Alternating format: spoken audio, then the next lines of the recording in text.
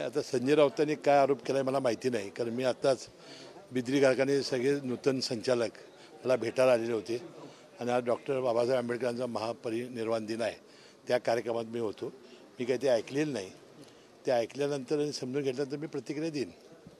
त्या पैसे गोळा करण्यासाठी खास नेमलेले आहेत आणि हे पैसे कर्जतच्या एका ऑफिसमध्ये जातात अशा पद्धतीचा त्यांचा तो मी माहिती घेऊन त्याच्यावर बोलेन.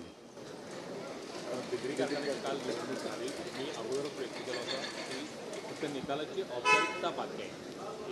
जी सेशन झाली किंवा मंत्री आणि इतर सगळे आमदार खासदार या निवडणुकीत नाही, याबद्दल काय आहे की गेले 20 वर्ष KP पाटलांनी हा बिद्री कारखान्याचा केलेला कारभार आणि विशेषतः गेल्या 6 वर्षामध्ये त्यांनी ऊसाची जी FRP आहे सर्व देशामध्ये सर्वात जास्त देण्याचं काम केलं. कामगारांचे पगार असतील, विक्रमी त्यांचा बोनस असेल किंवा वाहतूकदार तुडणीदार जे घटक आहेत त्यांना समाधानी करण्याचा त्यांनी प्रयत्न केलेला होता. अशा ह्याच्यामध्ये त्यांनी उपपदार्थाची चांगली निर्मिती केली, जनरेशन चांगला प्लांट उभारला, डिस्टिलरीची निर्मिती केली आणि त्या माध्यमातून सभासदांना विश्वास वाटला की बाबा हा कारखाना KP पाटलांच्या हातामध्ये सुरक्षित राहील. मी असेल, बंटी पाटील असेल, या दोघांनी आम्ही त्याला सहकार्य केलं आणि मला वाटते सभासदांनी हा विश्वास साथ ठेवला आणि प्रचंड मताधिक्याने हे पॅनल विजयी झालं. त्या सगळ्या सभासदांचा मी मनपूर्वक आभारी आहे. कागलमधून प्रचंड मताधिक्य मिळालेलं आहे कागलमधून, कारण गेल्या पाठीमागच्या निवडणुकीचा इतिहास बघता नाही, गेल्या वेळाही कागल या विजयामध्ये फार मोठा वाटेकरी होता आणि आत्तासुद्धा सर्वात जास्त बहुमत हे कागल तालुक्यातून मिळालं. कारण कागल तालुक्याच्या सभासदांचा विश्वास हा आमच्यावर आहे आणि त्यांना वाटते की बाबा आम्ही नेतृत्व करतो आहे, त्यामुळं हे सगळं काम व्यवस्थित होईल. या संस्थेच्या मागं मुश्रीफ असतील, संजयबा असतील, हे घाडगे नेतृत्व करणारी माणसं आहेत आणि ह्यांच्या हातामध्ये कारखाना सुरक्षित राहील ही भावना सभासदांच्या मनामध्ये आहे. त्यामुळे आगामी विधानसभेसाठी आता KPची दावेदारी ही फिक्स झाली म्हणायची. ठीक आहे ना, मी अनेक वेळा सांगितलं किंवा 25 वर्ष वय झालं की सगळ्यांना विधानसभेला लोकसभेला राहण्याचा अधिकार आहे आणि लोकसभेमध्ये विधानसभेमध्ये कुणी लढावा हा त्याचा तर वैयक्तिक प्रश्न आहे, तो विषय इथं नाही. विषय काय आहे की सभासदांचा कुणावर विश्वास आहे आणि कुणाच्या हातात कारखाना हा सुरक्षित राहील, प्रगती करेल, जास्तीत जास्त शेतकऱ्याची मागणी काय असते, मला जास्त दर मिळाला पाहिजे, तो देईल. ह्या त्रिसूत्रीवर निवडणूक झाली आणि त्याला वाटते KP पाटलांनी बाजी मारली. KP पाटील यांची दावेदारी आता फिक्स झाली म्हणायची काय या संपूर्ण निवडणुकीत? हे बघा, निवडणुकीमध्ये आपापलं प्रत्येकजण मनामध्ये ठरवत असतो आणि जे करायचं ते ठरवून करत असतो.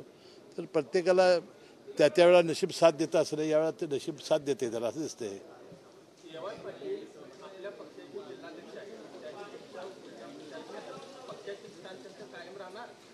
नाही, आता ह्या सहकार्यातल्या निवडणुका आहेत. आता राष्ट्रवादीचे जिल्हाध्यक्ष AY पाटील तिकडे गेले आणि भारतीय जनता पक्षाचे जिल्हाध्यक्ष राहुल देसाई आमच्याकडे आले. त्यामुळे पक्ष आणि सहकारी संस्था ह्या वेगवेगळ्या असतात.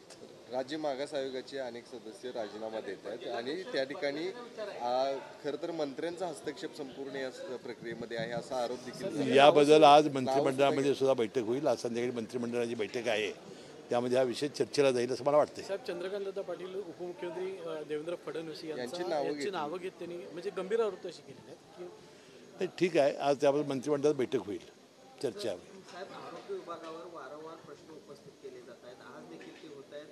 पत्त्यांचा प्रश्न असेल किंवा ललित पाटील प्रकरणानंतर या सगळ्या प्रकरणाला प्रश्न उपस्थित केले जात आहेत. काय सांगाल एकूणच आरोग्य विभागावर टार्गेटवर दिसतोय? नाही, आरोग्य विभागाचा काय सवाल आहे. ललित पाटील हा जो आरोपी होता त्याला काही जणांनी सहकार्य केलं, त्या सगळ्यांना आता अटक झालेली आहे.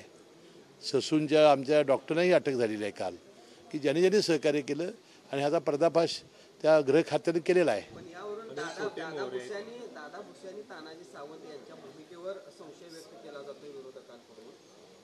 नाही, ते काय अजून सिद्ध झालेलं नाही, त्याला काय पुरावे नाहीत, फक्त अंदाजानं ही गोळ्या मारल्या जात आहेत, त्यात काय अर्थ नाही.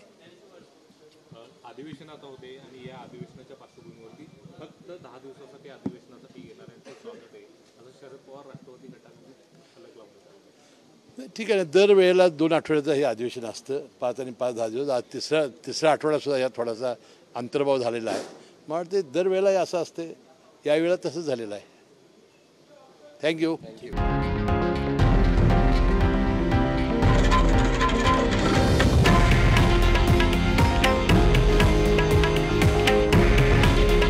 हे आहे देशातील नंबर 1 न्यूज नेटवर्क आणि आपण पाहत आहात TV9 मराठी. काळजी तुमची, हित महाराष्ट्राचं.